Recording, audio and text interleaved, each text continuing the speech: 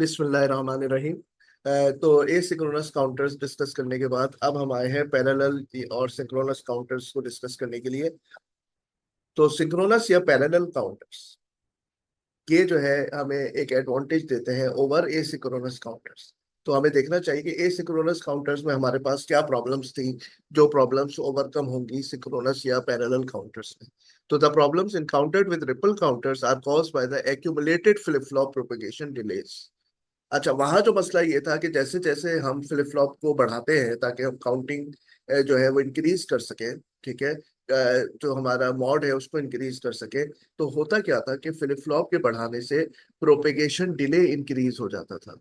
और वो propagation delay increase होने की वजह से हमारे पास जो फ्रीक्वेंसी होती थी वो डिक्रीज हो जाती थी। यानी एसिंक्रोनस काउंटर्स को हम हाई फ्रीक्वेंसीज पर रन नहीं कर पाते थे।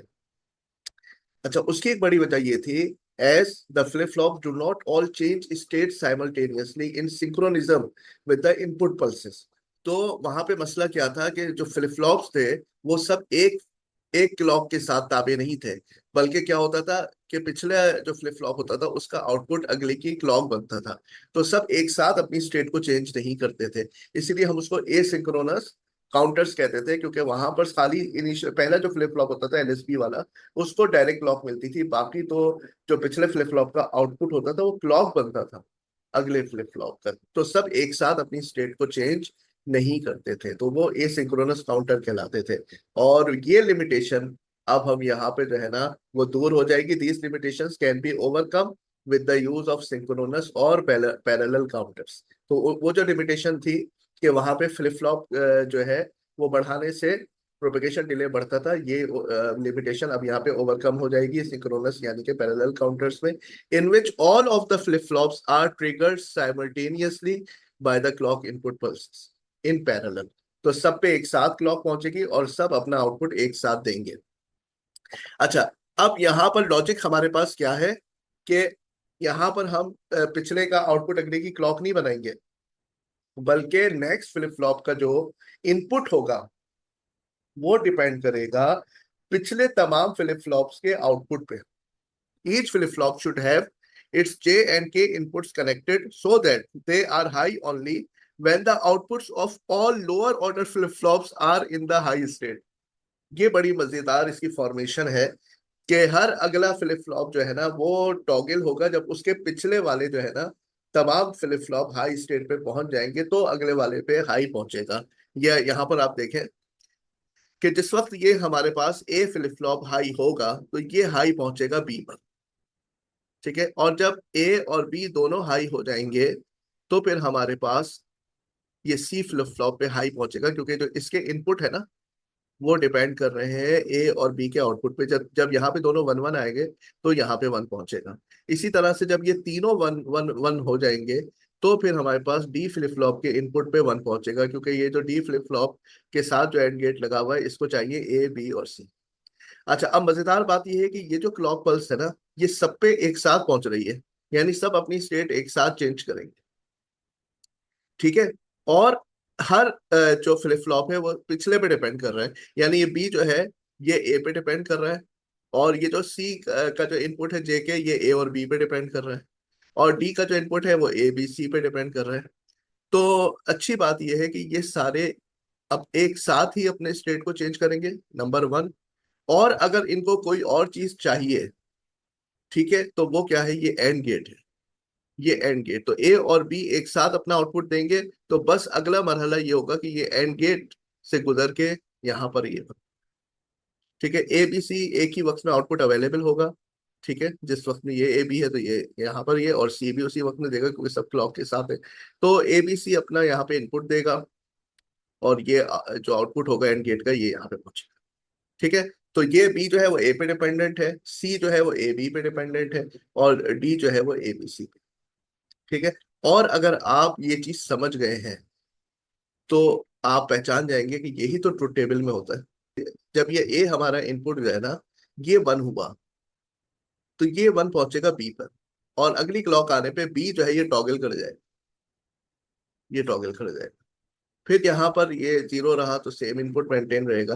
फिर जब ये वन हुआ तो अगली क्लॉक आने पर फिर ये टॉगल करेगा, और आप देखें जब ए और बी दोनों 1 होंगे तो सी टॉगल कर जाएगा, और जब ए बी सी तीनों 1 होंगे तो डी टॉगल करेगा।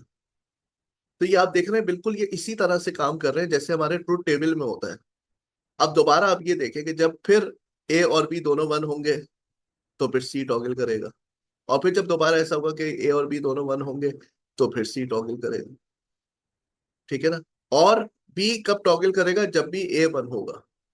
ए 1 होगा तो जब ये अगली क्लॉक पल्स आएगी तो ये टॉगल, जैसे यहाँ पर ए और बी दोनों 1 हो गए, लेकिन जब अगली क्लॉक पल्स आएगी तो ये टॉगल करेगा। तो ये बिल्कुल अपनी सीक्वेंस में पूरी गिनती जनरेट करेगा जैसे कि होता है।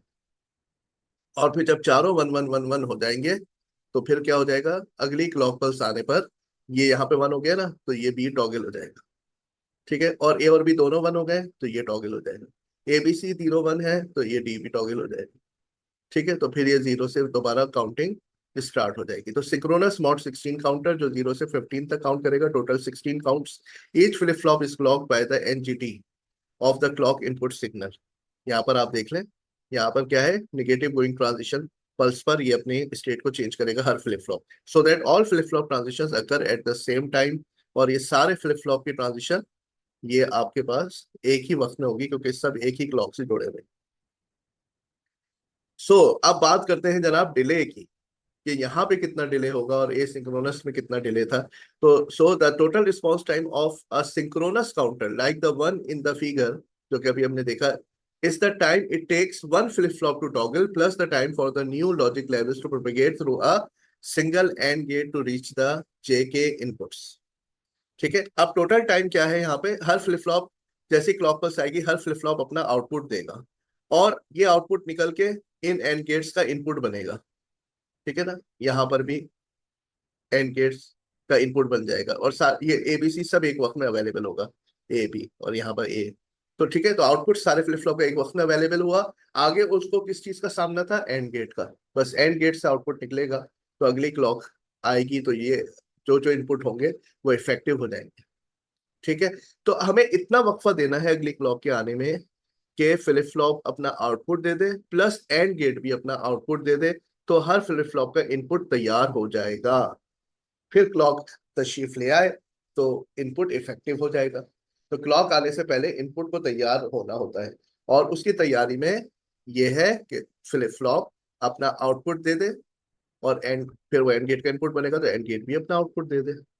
तो जिस वक्त में ये वाला एंड गेट देगा उसी वक्त में ये वाला एंड गेट भी दे देगा, क्योंकि ये पैरेलल है। ठीक है। इसका आउटपुट इसका इनपुट नहीं बन रहा है, इसका अपना इनपुट है जो A B C flip flop पे डिपेंड कर रहा है। इसका अपना इनपुट है जो ए बी पे डिपेंड कर रहा है, और इसका इनपुट खाली ए पे डिपेंड कर रहा है। इसलिए कोई मसला नहीं है, ए बी सी सब एक ही वक्त में अवेलेबल होंगे, डी भी। ठीक है। और फिर बस एंड गेट का सामना होगा। ठीक है। तो this total delay is the same no matter how many flip flops are in the counter. ये बड़ी मजेदार बात है कि ये डिले जो है ना सेम रहेगा। अगर मैं एक और ई फ्लिप फ्लॉप लगा देता हूँ तो उसका इनपुट क्या होगा? ए बी सी डी एक एंड गेट से गुजर रहे होंगे, और उसका जो आउटपुट होगा वो ई का इनपुट बन रहा होगा, ई फ्लिप फ्लॉप के जेके पे जा रहा होगा इनपुट बन के। ठीक है। तो सारे फ्लिप फ्लॉप एक साथ आउटपुट दे रहे हैं और आगे गुजरते हैं तो सबको एक एक एंड गेट मिल जाता है इन पैरेलल। ठीक है ना। सीरियल नहीं है कि इस एंड गेट का आउटपुट इस वाले एंड गेट का इनपुट बन रहा है, ऐसा हरगिज नहीं है। ये आउटपुट निकला बस ये जेके पे चला जाएगा। ये एबीसी अप्लाई हुआ, इसका जो आउटपुट निकलेगा ये जेके पे चला जाएगा। इसी तरह अगर मैं एक और ई फ्लिप फ्लॉप लगा दूं तो उसका उसका क्या होगा? एंड गेट होगा, उसका इनपुट होगा एबीसीडी, तो ये डी भी पार्टिसिपेट करेगा और उसका आउटपुट निकल के ई के इनपुट पे चला जाएगा जेके। तो ये बड़ी जबरदस्त बात है कि the total delay is the same. ठीक है। And it will be much lower than with an asynchronous counter with the same number of flip flops.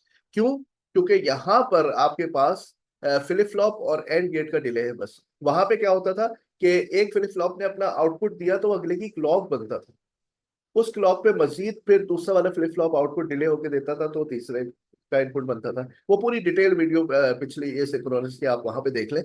ठीक है।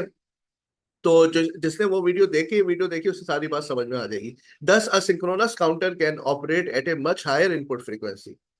तो इसका मतलब है कि ये जो सिंक्रोनस काउंटर है ये ज्यादा हाई फ्रिक्वेंसी पे काम कर सकते हैं और जल्दी जल्दी गिनती कर सकते हैं, तेज तेज काम कर सकते हैं, हाई फ्रिक्वेंसी पे काम कर सकते हैं। जबकि वहां क्या होता था, फ्लिप फ्लॉप बढ़ाते चले जाओ तो फ्रिक्वेंसी कम करते जाओ, क्योंकि प्रोपेगेशन डिले बढ़ रहा है। यहाँ पे तो भाई प्रोपेगेशन डिले टोटल कितना है वो नीचे आपको नजर आ रहा है, फ्लिप फ्लॉप का डिले प्लस एंड गेट का डिले, यही बस टोटल डिले है। और आपको पता है कि हर फ्लिप फ्लॉप एक साथ आउटपुट दे रहा है, आगे हर एक को एक एंड गेट का सामना है। तो बस ये टोटल डिले है जो हमें लग रहा है कि जिसके बाद फिर क्लॉक आनी चाहिए। ठीक है, और सारे फ्लिप फ्लॉप का आउटपुट एक साथ आएगा और हर एक का एंड गेट एक ही वक्त में आउटपुट दे देगा। But the circuitry of the synchronous counter is more complex. But जो नुकसान है ना वो ये है कि एसिंक्रोनस के मुकाबले में सिंक्रोनस की सर्किटरी थोड़ी कॉम्प्लेक्स है, क्योंकि वहां पर आपको ये एक्सटर्नल कोई चीज लगी हुई नजर नहीं आएगी एसिंक्रोनस काउंटर में। बस क्या होगा कि आउटपुट निकला, ये अगले की क्लॉक बन गया, इसका आउटपुट निकला, ये अगले की क्लॉक बन गया, इसका आउटपुट निकला, ये अगले की क्लॉक बन गया। एक्सटर्नल कोई आपको सर्किटरी नजर नहीं आएगी। लेकिन मेरे भाई वहां पे एक तो लो फ्रीक्वेंसी पे काम करना पड़ रहा है, और दूसरे जैसे जैसे फ्लिप फ्लॉप बढ़ाएंगे तो मजीद फ्रीक्वेंसी कम हो जाएगी। यहाँ पे क्या है कि कांस्टेंट बस यही डिले है, जितने चाहे फ्लिप फ्लॉप लगा लो तो फिर ये हाई फ्रीक्वेंसी पे काम कर सकता है। तो जब ये एडवांटेज आपको दो दो एडवांटेज मिल रहे हैं तो कुछ तो उसकी कॉस्ट आपको पे करनी पड़ रही है ना जी। वहां पे सिंप्लिसिटी थी, लेकिन उस सिंप्लिसिटी ने क्या किया हुआ था, सारा काम खराब किया हुआ था। अब यहाँ पर आपको काम अच्छा मिल रहा है, तो फिर उसकी जब कॉस्ट है वो क्या है कि एक्स्ट्रा सर्किटरी थोड़ी सी लगानी पड़ेगी। तो determine the maximum frequency for the counter of figure, ये जो हमने डिस्कस किया था ये वाला। If the propagation delay time for each flip flop is 50 nanosecond and the propagation delay time for each and gate is 20 nanosecond. ठीक है, ये दोनों आपको दिए हुए हैं और आपको पता है कि हम कैसे निकालते हैं। ये देख लें नीचे, total delay is equals to flip flop का प्रोपेगेशन डिले टाइम और एंड गेट का प्रोपेगेशन डिले टाइम। ठीक है, तो फ्रीक्वेंसी का फॉर्मूला क्या होता है, तो फ्रीक्वेंसी का जो है आपके पास F max is equals to 1 upon, जिस भी हिसाब से आप जो है ना, जो टाइम होता है एक क्लॉक पल्स, हाँ एक क्लॉक का जो टाइम होता है इसके पीजीटी से पीजीटी तक, ठीक है, या एक एनजीटी से दूसरे NGT, एक पीजीटी से दूसरे पीजीटी तक या एक एनजीटी से दूसरे एनजीटी तक। ठीक है, जो टाइम होता है ये होता है हमारे पास टी ऑफ क्लॉक।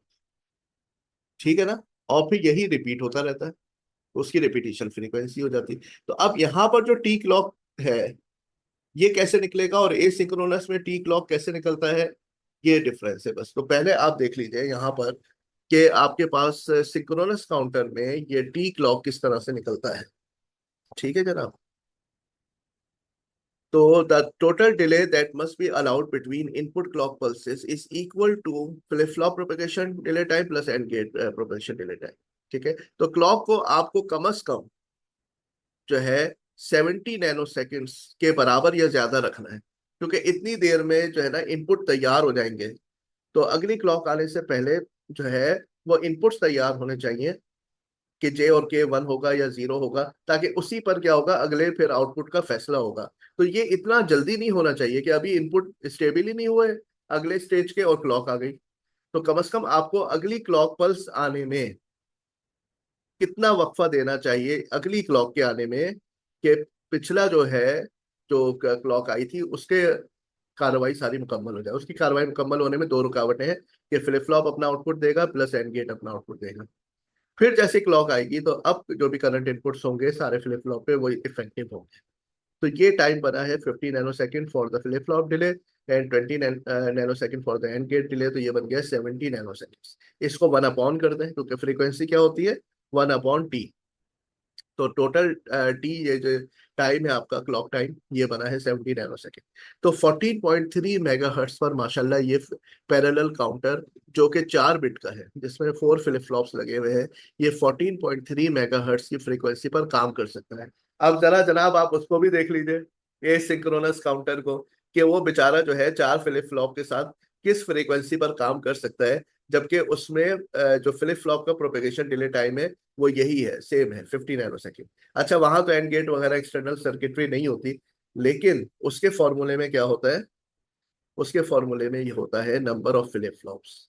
जितने फ्लिप फ्लॉप होते हैं वो सारे मल्टीप्लाई होते हैं एक फ्लिप फ्लॉप के प्रोपेगेशन डिले टाइम से। क्यों? क्योंकि वहां पे एक फ्लिप फ्लॉप का आउटपुट निकल के दूसरे की क्लॉक पे जाता है, फिर उसका निकल के आउटपुट तीसरे फ्लिप फ्लॉप की क्लॉक बनता है। तो वहां पर जितने भी आप फ्लिप फ्लॉप लगाते जाएंगे तो वो मल्टीप्लाई होता जाएगा फ्लिप फ्लॉप के डिले टाइम से। तो जनाब रिपल काउंटर के अंदर 4 बिट का जो फ्लिप फ्लॉप है वो 5 मेगाहर्ट्ज की फ्रीक्वेंसी पे चलेगा जी।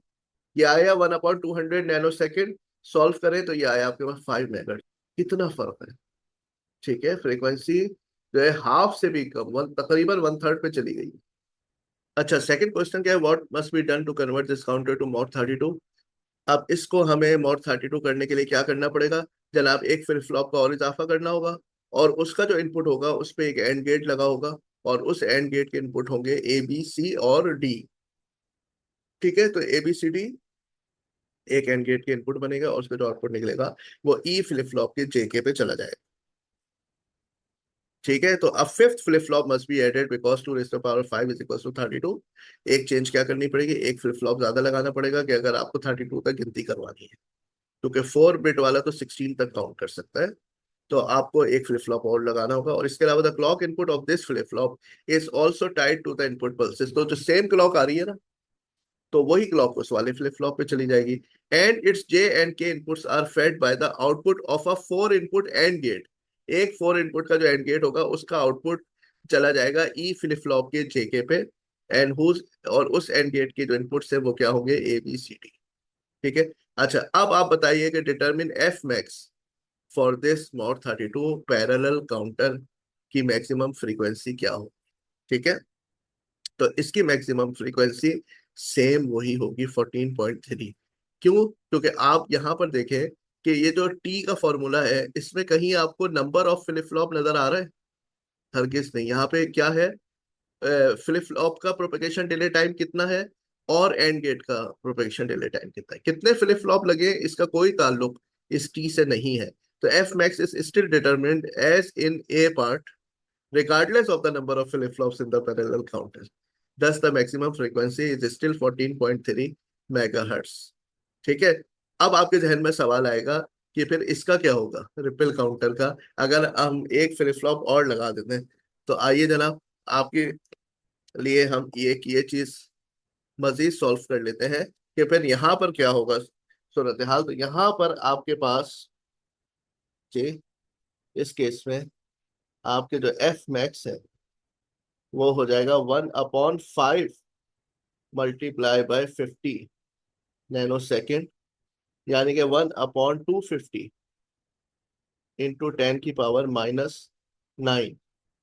ठीक है, और ये आपके पास अगर सपोज करें कि इसके हम दो हिस्से कर लेते हैं जी, इसको हम कर देते हैं 1000/250 इंटू 10⁻+6। क्योंकि -9 को मैंने क्या किया? 10⁻⁻3 और 10⁻⁻6 में तोड़ दिया। तो 10⁻⁻3 को ऊपर ले गया तो 1000 बन गया, और -6 ऊपर जाके +6 ये मेगा बन गया। तो 1000 को जब आप 250 से डिवाइड करेंगे तो ये आएगा 4, और 10⁻6 होता है मेगा। तो जनाब ये हो गया 4 मेगाहर्ट्ज। मजीद फ्रीक्वेंसी कम हो गई 5 मेगाहर्ट्ज से, 4 मेगाहर्ट्ज पर आ गई जब आपने एक फ्लिप फ्लॉप का इजाफा कर दिया ए सिंक्रोनस काउंटर में जी। ए सिंक्रोनस काउंटर में जब आपने एक फ्लिप फ्लॉप का इजाफा किया तो फ्रीक्वेंसी 5 मेगाहर्ट्ज से हो गई 4 मेगाहर्ट्ज। और वहां पे क्या सूरत हाल है? सी पार्ट देखिए, तो यहाँ पर हमने एक फ्लिप फ्लॉप आगे बढ़ाया तो भी फ्रीक्वेंसी वही सेम रही, क्योंकि यहाँ पर कहीं भी जिक्र नहीं है नंबर ऑफ फ्लिप फ्लॉप्स का। ये इंडिपेंडेंट है कि कितने भी आप फ्लिप फ्लॉप लगाएं, तो ये खाली एक फ्लिप फ्लॉप के प्रोपेगेशन डिले टाइम पे डिपेंडेंट है, और एंड गेट हर एक का अपना अपना है, तो ये उस पर डिपेंडेंट है। तो ये दो चीजें मिलके क्लॉक की चौड़ाई को डिफाइन करती हैं। ठीक है जनाब, थैंक यू वेरी मच।